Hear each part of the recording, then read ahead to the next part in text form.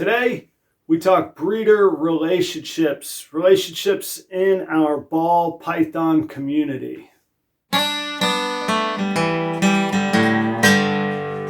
Royals. Hey everybody, it's Adam from Proper Royals. I hope you're doing well today.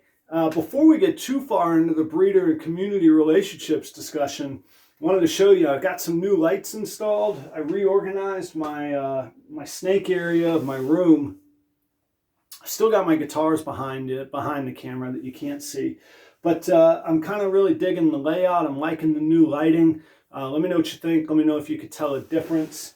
I kind of got the decorations back up. I got my Guinness plaques. I got my two Vargas pinups. Those are a 1946 and a 1947 original print from Esquire magazine. And of course, I got the dude looking out over all the snakes. The dude abides, man. And today joining us is my banana pastel boy. He's a possible yellow belly. Look at those flames. Gotta be, right? I don't know. We'll see when we breed him. So, really, I should say community relationship, but your relationship in the community, whether you're a breeder or whether you're interacting with a breeder as a purchaser. And I kind of had been wanting to do this video, and then I was sort of thinking about it and arranging it in my mind and all that. And then, man, I saw a post today on one of the Facebook groups. This is a group with 14,000 members. I'm a member on two of those pages. One has 12,000, one has 14,000. There's a huge community out there. Morph Market's got a ton, but Morph Market is primarily breeders and really kind of higher end buyers, man. All the pet owners, all just the enthusiasts, just the people kicking around thinking it's cool to have a snake, they're hanging out on these Facebook groups. And one of the people had posted on there asking about their ball python's overbite. And sure enough, it was a ball python that had a shark mouth, and it wasn't disclosed by the breeder. And sure enough, matter of fact, even all that I just said about Morph Market and the Facebook pages and pets, this person bought their snake off of Morph Market, and the guy didn't disclose that it had a shark mouth.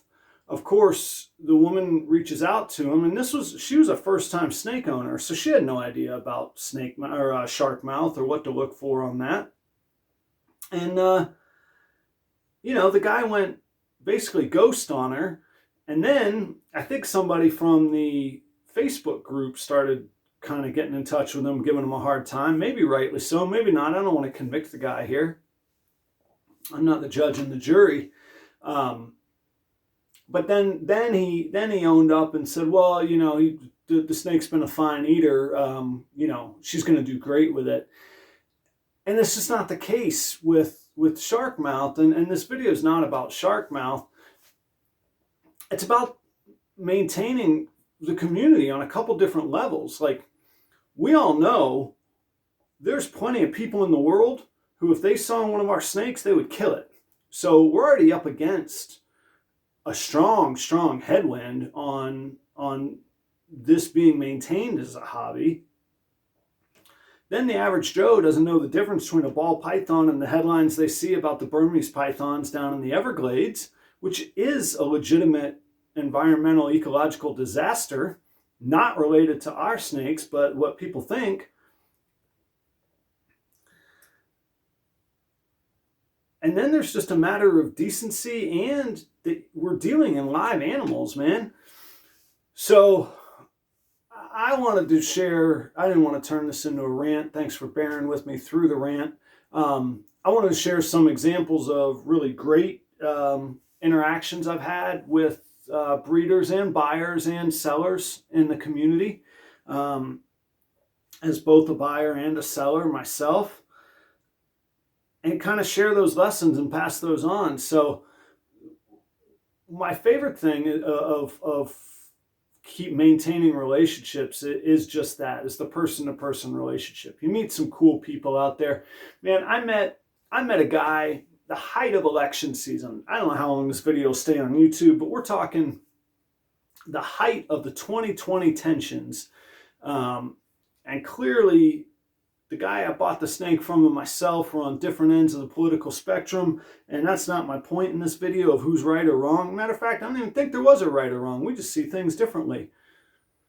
But right there, when we met and I bought that snake and we got talking, man, all that other nonsense went by the wayside. There we were, just having a good time. Just two people with similar interests, talking, dreaming about the future a little bit, talking about our projects. I had my son with me, and that was a really, really great experience. That was from a guy named Dustin down in Rock Hill in South Carolina.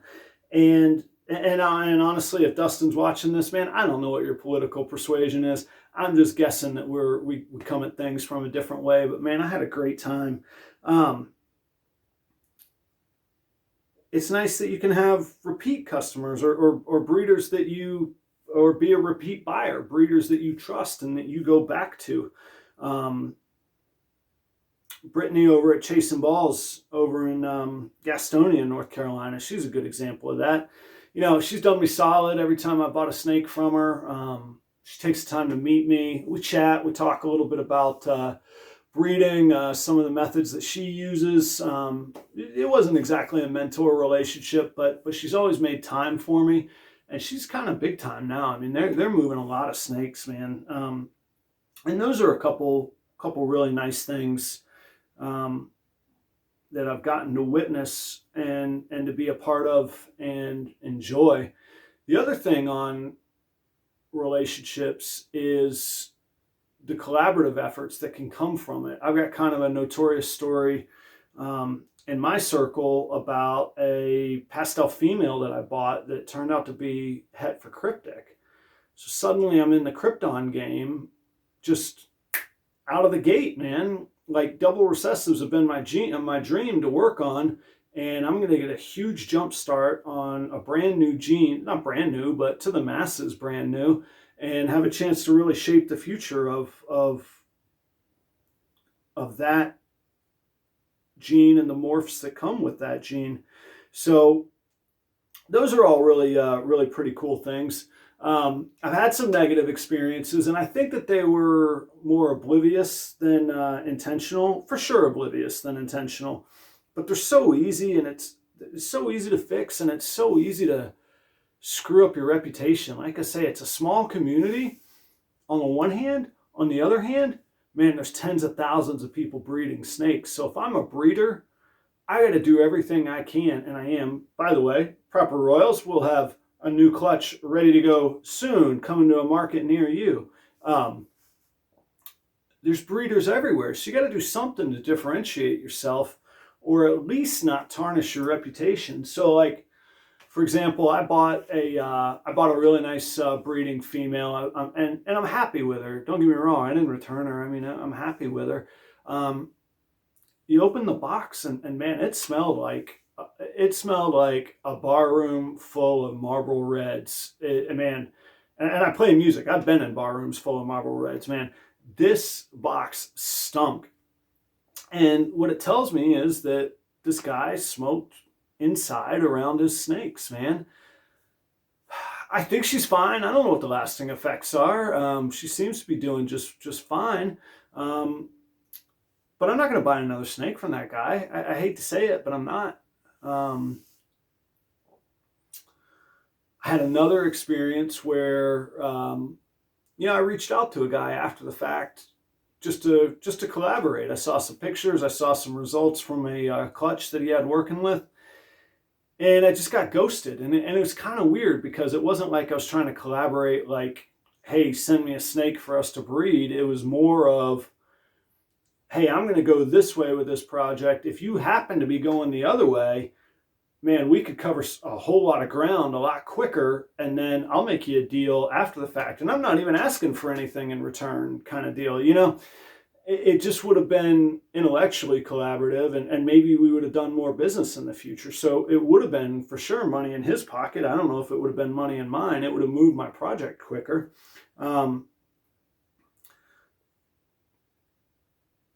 And that's not to say that I won't buy from that guy again, but if I learn from those, I want to have the cleanest, best product snake. And I personally always take the time. If somebody comments on my video, I do my best to comment back. On the Facebook groups I'm in, I'm active on that. I haven't gotten into Instagram, frankly, mostly because I'm kind of the old dude now. I just turned 40 and I don't really get Instagram. I should try. I should try. I still have a career though too that this stuff takes a lot of my time. So I keep up the Facebook pages. I produce videos almost constantly for YouTube and try to make useful content. As much for my own kind of diary as hopefully sharing things for other people. And I find that kind of cool. And it'll be neat. My son's 8 years old. So as he grows with me in the hobby, it's something that we both really kind of latched onto. So those are the reasons why I do it. But back to the main point, I still have to establish myself as a reputable person for people to buy from that has a great product. So that means I got to reach out to potential customers. It means I always have to be on brand. It means that I have to be a good ambassador in this community. It means that I can't be the troll on every Facebook ball python page just calling people idiots. Like, you can't do that, and I don't understand why you would. It just shoots yourself in the foot. And frankly, there's some of those people I wouldn't even sell to. I don't need their money that bad to sell to. I don't need to be the guy that's selling shark mouth ball pythons to unsuspecting first-time buyers. Like, screw that guy. It's not cool. So those are my thoughts. You tell me yours. What did I miss on? Where am I wrong? Where am I the jerk? I'd love to hear it, but honestly,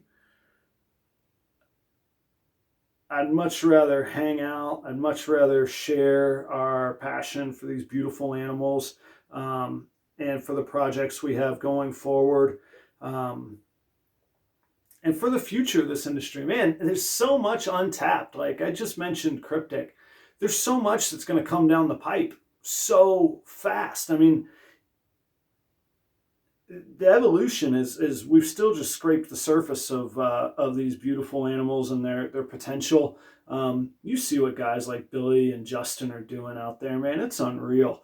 I want a little sliver of that. You know, I don't need quit my job success. I just want a little sliver of creating some of that magic. So anyhow, thanks for sticking with me today. I'd love to hear your thoughts on what you do in the community and your feelings on that. And otherwise, as always, cheers to you wherever you are. I will see you next time.